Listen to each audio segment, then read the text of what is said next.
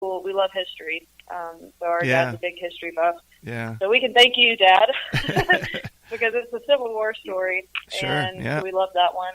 So there's so many different songs. Very just variety, not just about style and sound, but about the subject of the song.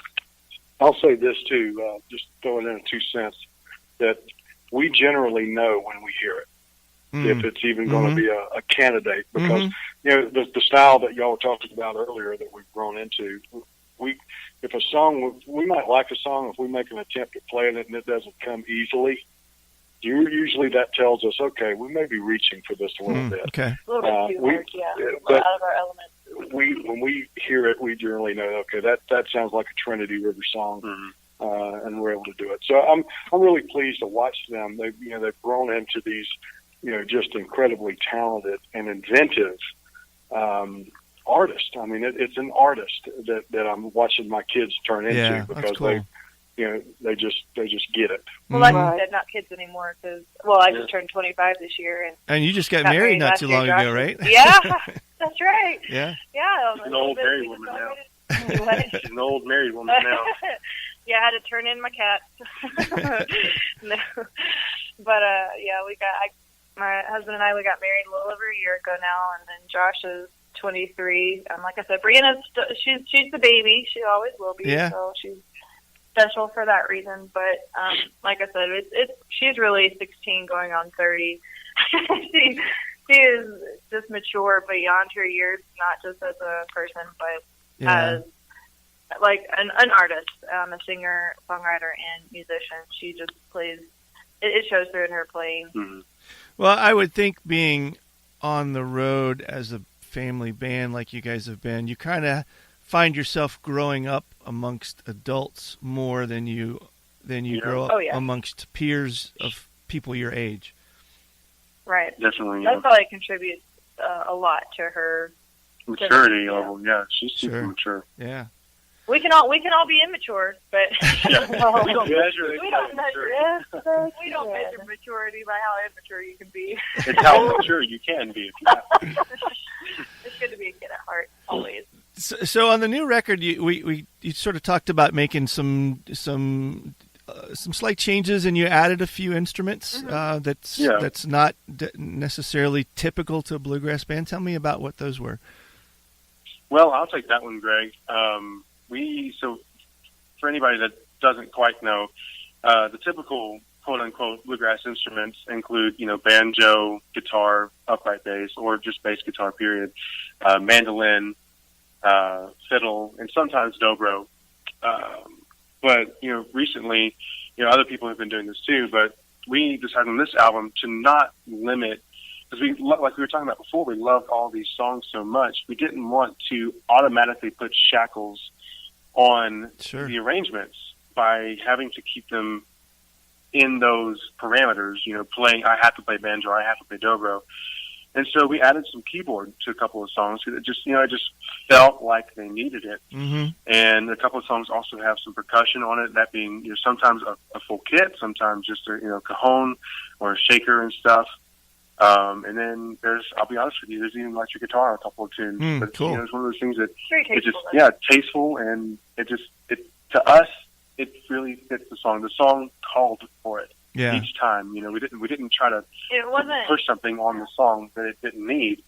It just what we really felt. Natural stuff. It wasn't a struggle, as Dad mentioned earlier. It's songs that don't fit us. We don't.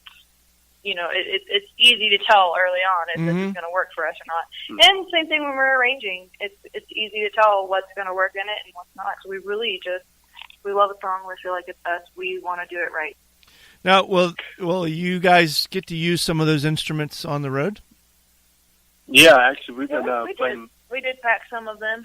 Yeah, I brought we're a keyboard job, but so we played keyboard a couple of times. I've been playing keyboard a couple of times in churches recently. Yeah, I'm the percussionist on the road right now. Okay. So we've got a cajon and one of the snare type, and got the cajon brushes for it. So I'm not able to duplicate a full kit, but I'm able to throw the percussion in where it's got to go. Yeah.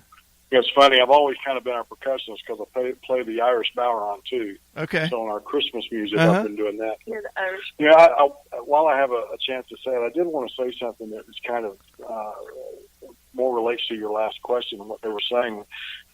We talked about song choices for this album and the great songs we got presented, and about how we tried to not limit ourselves to what we felt the arrangement was. But I would say that there was a method behind all that. We had determined in advance that we wanted to expand. We wanted to grow our wings a little longer, fly a little higher, go different. So in some part, we chose those songs and chose the arrangements because we knew that they needed more. Yeah. So we've been telling people, we've been doing bluegrass and bluegrass gospel albums for years. This is our first Americana album. Yeah, cool. In all honesty, we couldn't say this is a bluegrass album. It's not. Yeah. It's an Americana album that has some bluegrass on it. Yeah. But there are, what would we say, 5 songs that definitely, and there is a little 6 or 7. Yeah. 6 definitely. I think we're talking at cross purposes, Josh. Maybe. I'd say that there's 5 songs on there that are Americana. Oh, okay. And 6 that would be comfortably enough to be bluegrass. But, even the ones that are bluegrass are really more bluegrass. Gave away our secret to this album. our hidden gem. Yeah. That's cool. We've got I think I've got this right. The song "Then She Cried." I think Bluegrass Junction has picked that up, right? Right. Correct. Yeah. Great song. So you guys are already getting some airplay from the record. So that's awesome. And it's been out how long? It's been out. The album or the song? The whole album. Yeah, the record. The album physical release is June 12th. Okay. Just since June 12th. And the digital release is June 22nd. Yeah. Right. So Then She Cried. We sent that out. That's our first radio single release, and it's just, I think last week it actually in the national charts is number 6. Awesome. It hit number 6. Yeah. So we're really excited about that. Yeah, that's cool. Like I said, a really good Civil War story song written by Donna and Mark Rossi. Yeah. So, really excited. So the album is Unbroken, and Trinity River Band. Where can folks reach you if they want to get a copy of the record? They want to reach out and talk to you a little bit, find out your schedule? Well, that's easy. You can visit our website, which is trinityriverband.com. We have our social media outlets on there, our tour schedule, our merch page. You can email us. You can find us on Facebook, Trinity River Band. That's where we do a lot of our personal interaction with people. And, of course, look for a show where we might be coming near you. Yeah, all that stuff from the tour page, Twitter as well. We tweet. And also, just in case you're out there and you're listening, you're like, man, I want to get these guys to my venue. The booking information is also one of those places as well. And actually, our booking agent is our mother, Lisa, which you heard earlier talking. Yeah. Say hi, Mom. Hi. So you'd be calling that sweet voice right there. Yeah. Awesome. Cool. I'm very friendly to talk to. Yes.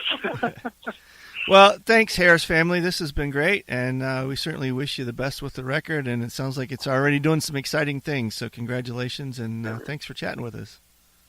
Thank you, Greg. Thank you for having us. Anytime. Thanks again for tuning in to this episode of Americana Music Profiles. Find us on iTunes at Americana Music Profiles and on the internet at AmericanaRhythm.com.